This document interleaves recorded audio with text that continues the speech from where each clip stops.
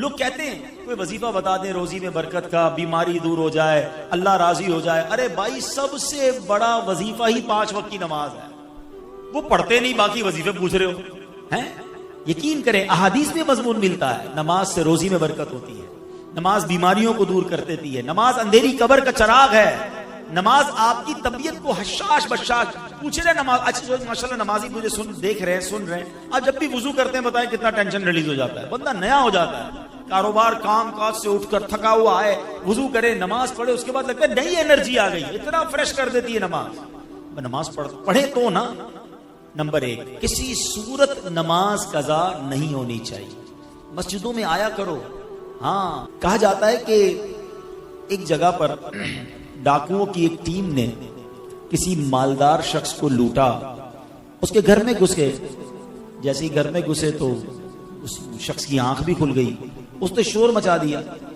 तो जैसे ही शोर मच गया तो डाकू भागने लग गए, तो मोहल्ले वाले भी उनको पकड़ने के लिए पीछे भागने लग गए। वो डाकुओं की जो टीम थी वो आगे आगे, मोहल्ले वाले चोर चोर कह के पीछे भागते रहे।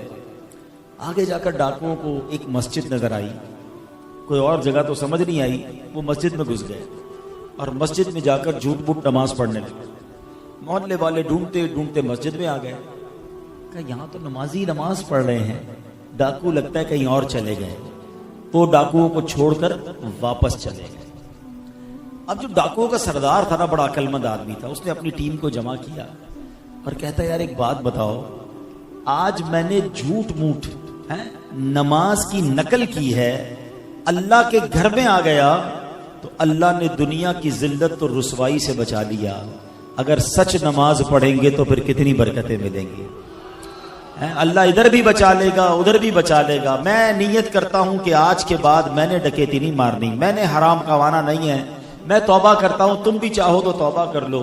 उसके चेलों ने कहा हमारे डकैती में भी आप सरदार थे, अब जब तौबा आप कर रहे हैं तो तौबा में भी हम आपके साथ हैं। सबने तौबा कर ली, अल्लाह की बारगाह में रुजू लाए और नेक नमाजी बन गए।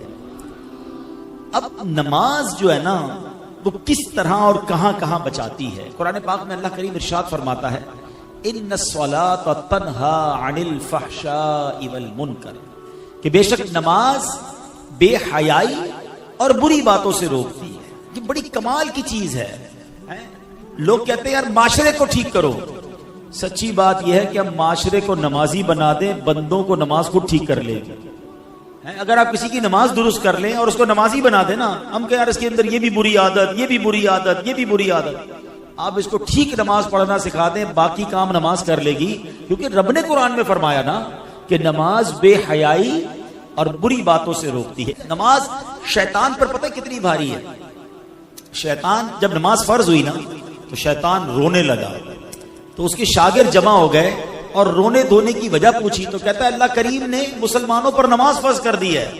शागिर्दों ने कहा फिर क्या हुआ?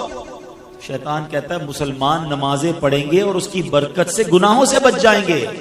तो चेलों ने कहा फिर हमारे लिए क्या हुक्म है? जवाब दिया, जब कोई नमाज के लिए खड़ा हो तो उसको एक कहे कि दाईं देख, एक कहे बाएं देख, और उसको उलझा डालो, कंफ्यूज कर दो, ताकि उसका दिल जो है वो नमाज में ना लगे। तो ऐ मेरे प्यारे इस्लामी भाइयों, अब यहां दो बातें बड़ी अहम हैं। एक तो नमाज शैतान पढ़ने नहीं देता, और पढ़ते हैं तो नमाज में ध्यान नहीं लगने देता। ठीक है ना?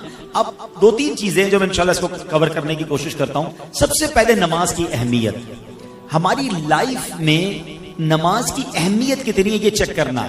मतलब मुसलमान के जहन में वहम में होना ही नहीं चाहिए कि नमाज भी कज़ा हो सकती। कैसे हो सकता है? पॉसिबल ही नहीं है।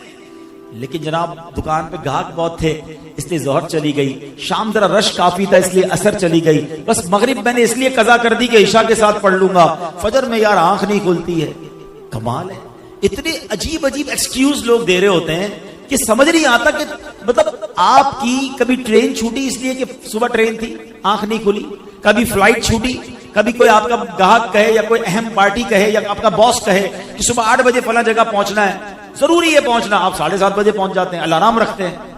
बाकी तमाम चीजों की अहमियत है, हमारे नजदीक नमाज की अहमियत नहीं है। जिसके नजदीक नमाज की अहमियत है ना, पूछे नमाजियों से। कमाल बताऊं आपको, जो 5 वक्त का पक्का नमाजी है ना, वो बेचैन रहता है अगर उसकी कभी जमात चली जाए। उसको अंदर ही अंदर से अलार्म बजता है, यार मेरी ईशा बाकी है, मेरी मगरिब बाकी है। उसको चैन नहीं आएगा, उसकी बॉडी रिकॉल करती है, क्योंकि उसने अपने जहन में ये बिठा लिया है, ये सॉफ्टवेयर अपडेट हो चुका है कि कुछ भी हो जाए मेरी नमाज कजा नहीं हो सकती। मुबारक हो उन्हें कि जिनकी नमाज कजा नहीं होती। कैसे नमाज कजा हो जाए भाई? कभी हमारी नाश्ता कजा हुआ, कभी दोपहर का खाना कजा होता है? नहीं यार आज फजर, यार जल्दी में था, नाश्ता ही खाना भूल गया, दोपहर का खाना ही नहीं खाया। बॉडी रिकॉल करती है, भाई बॉडी बताती है कि यार दोपहर का खाना नहीं खाया, भूख लग रही है। अपनी जिंदगी में नमाज को ऐसा शामिल कर लो कि तुम्हें कोई याद न दिलाए, तुम्हारा दिल, तुम्हारा दिमाग खुद अंदर से कहे कि नमाज का वक्त हो गया, चलो नमाज की तरफ। हाँ, और ऐसा हो जाता है माशाअल्लाह। आप देखें जो 5 वक्त के बरसों से नमाजी है ना, उनकी नमाज कजा नहीं होती, बिल्कुल टाइम पे वो नमाज पढ़ते हैं, क्योंकि उन्होंने अपनी जिंदगी का उसे एक हिस्सा बनाया। कुछ लोग हिस्सा नहीं बनाते, मूड आता है, जैसे अभी बयान हुआ कल से नमाज पढ़ूंगा, 3 दिन बाद फिर नमाज खत्म। वो जोश आता है, जोश अपनी जगह पर। आपको रूटीन बनानी होगी, आपको पहले अपने आप को समझाना होगा। और नमाज कितना जरूरी है आपको पता है? अहादीस में फरमाएगा अस्सलातु इमादुद्दीन, नमाज दीन का सुतून है। अब इस मस्जिद में ये सुतून नजर आ रहे हैं आपको, पिलर। अल्लाह ना करे कोई पिलर काट दे, क्या होगा? इमारत गिर जाएगी ना। तो हमारे और आपके दीन का पिलर ही नमाज है। पिलर ही नहीं है तो इमारत कैसे खड़ी हुई? तो समझिए इस बात को। नमाजी के इनाम, अल्लाह अकबर। अच्छा, फिर कुछ लोग पता है क्या कहते हैं? यार मैं मस्जिद में नहीं जा सकता, बड़ा बिजी होता हूं। अरे मेरी और आपकी क्या औकात है, मस्जिद में नहीं आ सकते? अल्लाह जिसे बुलाता है वही अल्लाह के घर में आता है। मुझे एक बात बताओ ना, आपके घर में आपकी बगैर इजाजत कोई आ सकता है? घंटी बजाए मैं आपके घर में आना चाहता हूं, आप कहेंगे कौन है भाई, मैं तो नहीं जानता, मैंने बुलाया तो नहीं आपको। ऐसा ही है ना, मेरे और आपके घर में कोई बगैर इजाजत नहीं आ सकता, और अल्लाह के घर में ऐसे ही मुंह उठाकर आ जाएगा। जो नहीं आता ना वो अल्लाह से माफी मांगे। हमारे ऐसा होता है कि दुकानदार, दुकान का मालिक मस्जिद में नहीं आता, और उस दुकान पर काम करने वाला 5 टाइम मस्जिद में जाता है। अल्लाह से माफी मांगो कि अल्लाह मैंने ऐसा जुर्म क्या कर दिया, इसको 5 टाइम बुलाता है, मुझे 1 टाइम नहीं बुलाता, ये मेरा कसूर है। अल्लाह नाराज हो गया है, कहीं ऐसा तो नहीं कि रब नाराज हो गया? माफी मांगा करो और जाया करो मस्जिद में। खुश नसीब हैं जो रोज मस्जिद में आते हैं। और एक और मजे की बात बताऊं, मस्जिद किसका घर है जरा बताइएगा? आपके घर मेहमान आता है, आपकी क्या तमन्ना होती है? मेरा मेहमान खुश होकर जाए, हैं, राजी होकर जाए। तो करीम के घर में आओगे तो वो वैसे ही वापस लौटा देगा, वो तुम्हें खुश करके लौटाएगा, झोलियां भर के लौटाएगा। फिर एक और प्रॉब्लम, मस्जिद में जाते भी हैं तो मस्जिद का अदब ही नहीं है। जैसा मुंह आया है, जैसे कपड़े पसीने वाले, मैल वाले, वैसे ही लेकर चले गए मस्जिद में। ये ना करें। किसी सेठ के घर पे जाते हो ऐसे कपड़े पहनकर, किसी दावत में जाते हैं और तैयार होकर, परफ्यूम लगाकर, अच्छे कपड़े इस्त्री करके, अल्लाह के घर में जैसे ही मुंह उठाया गया, ना करो। मस्जिद का इकराम करो, मुंह भी साफ हो, लिबास भी साफ हो, एहतमाम करें। आप कहें क्या करें जनाब, जॉब करते हैं, कपड़े मैले हो जाते हैं, एक सूट रख लें अलग से, नमाज के वक्त पहने उसे। बुजुर्गों ने नमाज के लिए अलग लिबास रखे हुए थे, खुशबू लगाते थे। एहतमाम करोगे ना, जितना मस्जिद का अदब करोगे उतना नवाजे जाओगे। तीसरी बात, मस्जिद में आकर भागा ना करो, जल्दी ना मचाया करो, ये भी बड़ा प्रॉब्लम है। उलमा ने बड़ी प्यारी मिसाल दी है कि मोमिन की मिसाल मस्जिद में ऐसी होती है जैसे मछली पानी के अंदर होती है, कैसे पुरसुकून होती है पानी के अंदर। और मुनाफिक की मिसाल जैसे मछली पानी के बाहर होती है। अब अपने दिल से पूछ लो, हम जब मस्जिद में आते हैं हमारे दिल की कैफियत क्या होती है? यार जल्दी खत्म हो जाए बस, किसी तरह, लेट हो रहा है यार। अभी तक इमाम साहब कभी 2 मिनट नमाज लंबी कर दे तो लोग नमाज इमाम साहब को पकड़ लेते हैं, हजरत आपने आज 2 मिनट ज्यादा ले लिए, 1 मिनट दुआ लंबी करा दी। अल्लाह के बंदे, तुझे 2-3 मिनट अल्लाह के घर में बैठकर प्रॉब्लम हो रही है। अच्छा, यही एतराज करने वाला बाहर पान की दुकान पे आधा घंटा खड़ा रह जाएगा, उसको वहां प्रॉब्लम नहीं है, यहां प्रॉब्लम है कि 3 मिनट ज्यादा क्यों, इमाम साहब 1 मिनट लेट क्यों, और दुरूद पढ़ लेता है 1 मिनट। भाई अल्लाह के घर में बेसुकूनी कैसी? अपने दिल से पूछो कि मैं अल्लाह के घर में जाता हूं तो बेचैनी क्यों होती है? दिल का इलाज करो, सुकून से बैठा करो। दुनिया में कोई बड़ा सेठ साहब हमें बुलाए, बहुत बड़ा आदमी, और हमें कहे कि भाई 5 मिनट के लिए आपका टाइम है, हम चले जाएं, और 10 मिनट बिठा ले, हम बाहर आके कहते हैं यार मुझे तो 10 मिनट बिठाया है, मुझे 5 मिनट 15 मिनट एक्स्ट्रा टाइम मिल गया। तुम्हें दुनिया वाला 10 मिनट ज्यादा बिठाए, तुम खुश होते हो, अल्लाह के घर में 5 मिनट ज्यादा बैठने के लिए तैयार नहीं होते हो। ये ना किया करो, बैठा करो। मैं आपको हर मशवरा देता हूँ, हम सारे ही परेशान हैं, जितने बैठे हैं सबके साथ कोई ना कोई कहानी है। कोई बीमार होगा, कोई कर्जे में होगा, किसी के रोजगार के मसले, कोई औलाद की प्रॉब्लम में, सारी दुनिया में प्रॉब्लम्स ही है ना।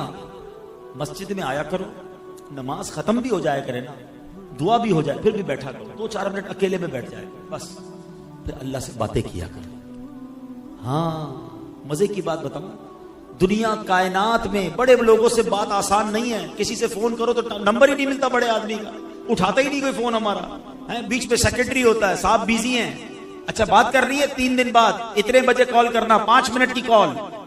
बड़े आदमी से बात करना इतना मुश्किल। आओ मैं बताता हूं, जिसने कायनात बनाई है ना, उससे बात करने का कोई प्रॉब्लम नहीं है। जितनी बात करनी है बात करो। हाँ, अल्लाह दिल की बात भी सुनता है। तुम्हारी जबान में बात करो ना, कोई ट्रांसलेटर जरूरी नहीं है।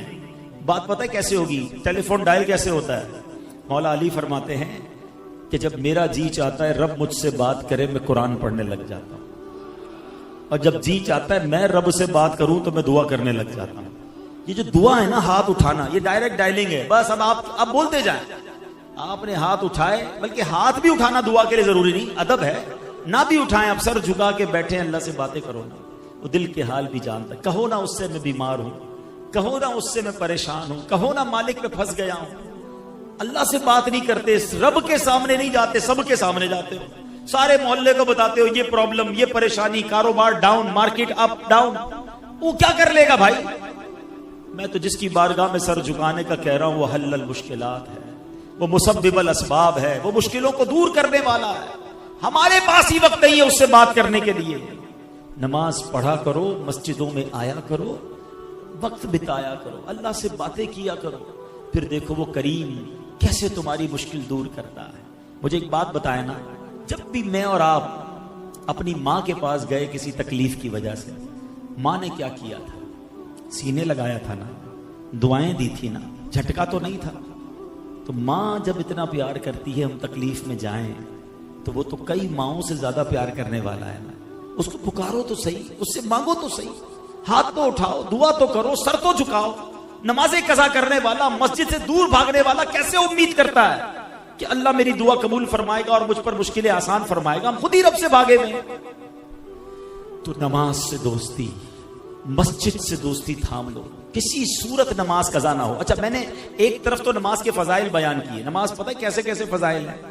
नमाज के बारे में मेरे आका ने फरमाया, जुइलत कुर्रतु ऐनी फिस्सलाह, नमाज में मेरी आंखों की ठंडक है। हम कहते हैं गुलामी रसूल में मौत भी कबूल। जिसको मौत कबूल है उसको नमाज कबूल क्यों नहीं है? पहले तो नमाज है ना, मौत की बारी तो बाद में आएगी। खाली नारे लगाने आते हैं।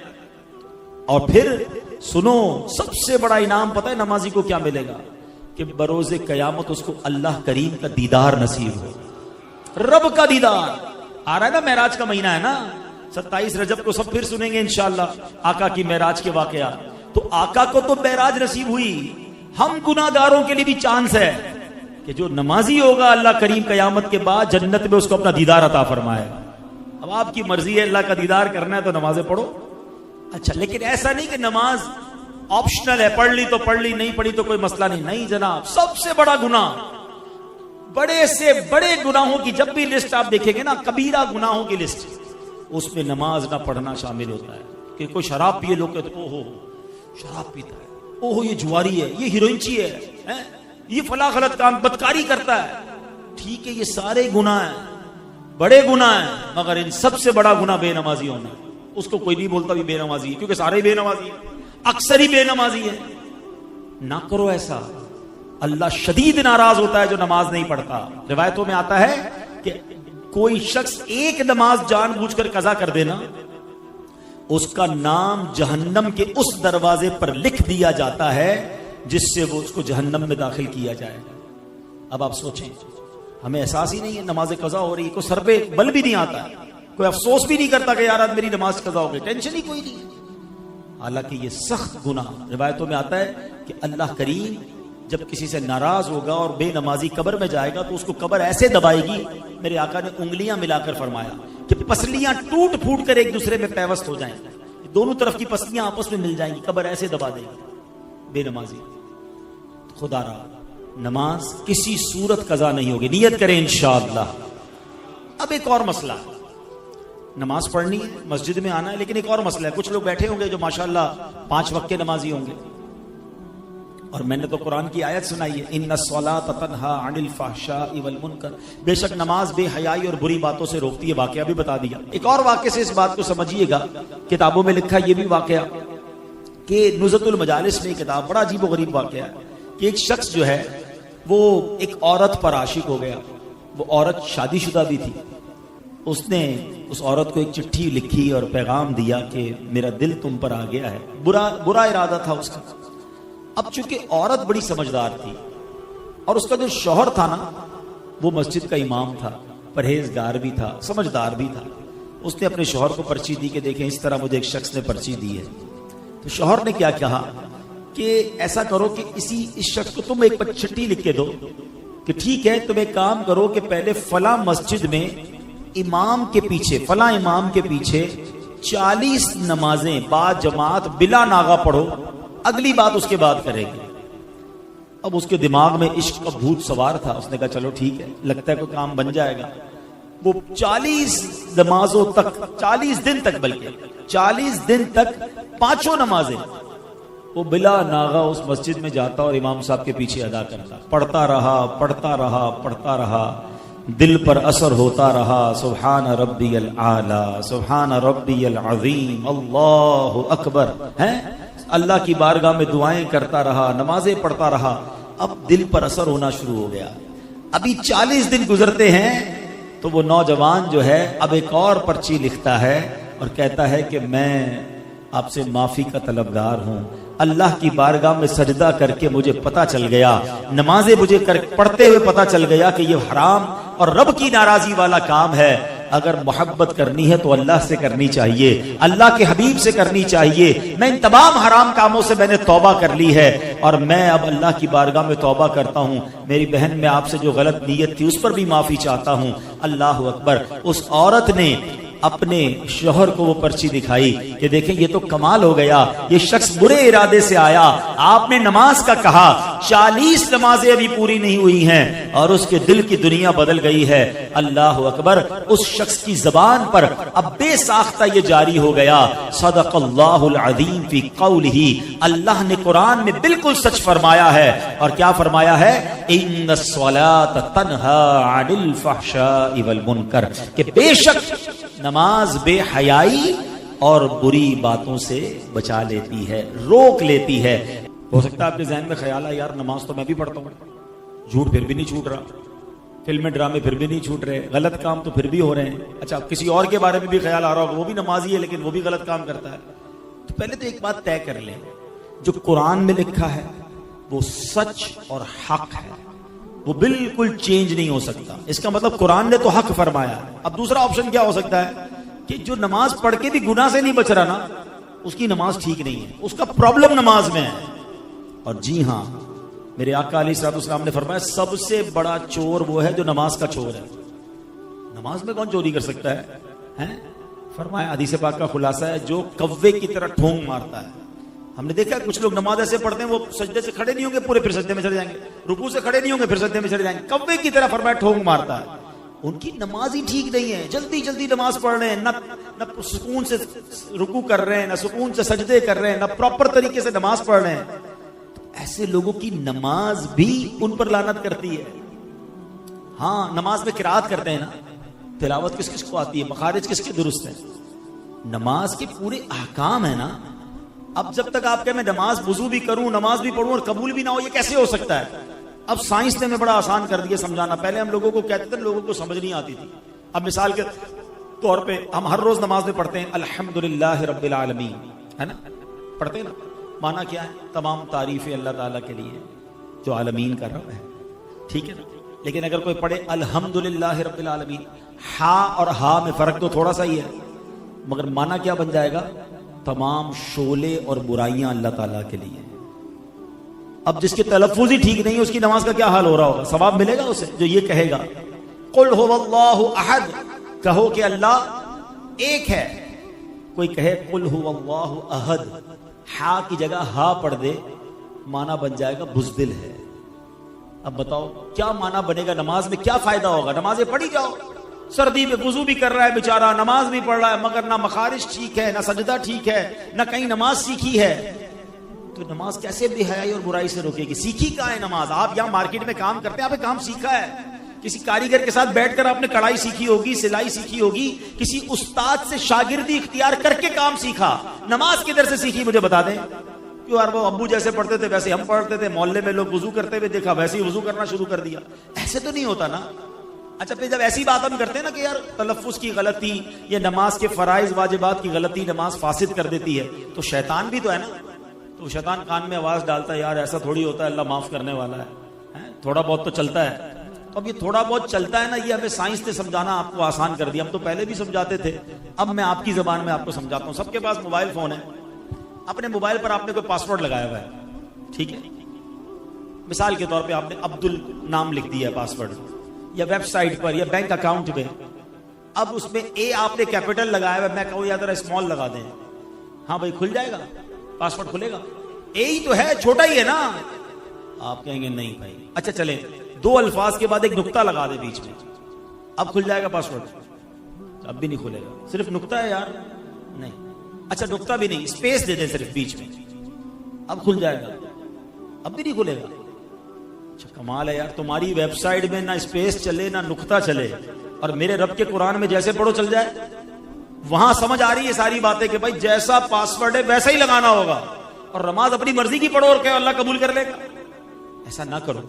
अरबी जबान उसके अपने तकाजे हैं, अपने मखारिज ठीक करें, अपनी तिलावत ठीक करें, अपने सजदे रुकू ठीक करें। अब मैं कमाल बताता हूं दावत इस्लामी का। यूं तो दावत इस्लामी के हम पर बड़े एहसान हैं, मगर मैं समझता हूं कि पिछली कई सदियों में जिस अंदाज से दावत इस्लामी वालों ने नमाज सिखाने का एहतमाम किया, नमाज कोर्स करवाए, फर्ज उलूम कोर्स करवाए, बच्चों के मदरसों के साथ बड़ों के मदरसे बनाए, ताकि किसी तरह लोगों के मखारिज ठीक हो जाए, इनकी तिलावत ठीक हो जाए, इनकी नमाज ठीक हो जाए। क्योंकि हमें यह पता है कि अगर हमने बंदे की नमाज ठीक कर दी, ये नमाज उस बंदे को ठीक कर देगी। हाँ, बंदा ठीक हो जाए, उसकी नमाज ये प्रॉपर पढ़ ले। क्योंकि रब ने कुरान में फरमाया, हमारा कोई कमाल नहीं, अल्लाह ने फरमा दिया कि नमाज बेहयाई और बुराई से रोकेगी। बस आप किसी तरह नमाज ठीक कर लो, बाकी इंशाअल्लाह नमाज अपना काम कर देगी। तो है मेरे प्यारे इस्लामी भाइयों, गल्फ मार्केट में काम करने वालों, आज मैं आपके पास एक ही पैगाम लेकर आया हूं कि प्लीज अपनी नमाज पर तवज्जो दें। पहली नीयत ये करें कि कुछ भी हो जाए, आज के बाद हमारी कोई नमाज कज़ा नहीं होगी। दूसरा, अब नमाज सही पढ़नी है, ये ज्यादा, ये उसके साथ ये भी जरूरी है ना, ठीक है ना।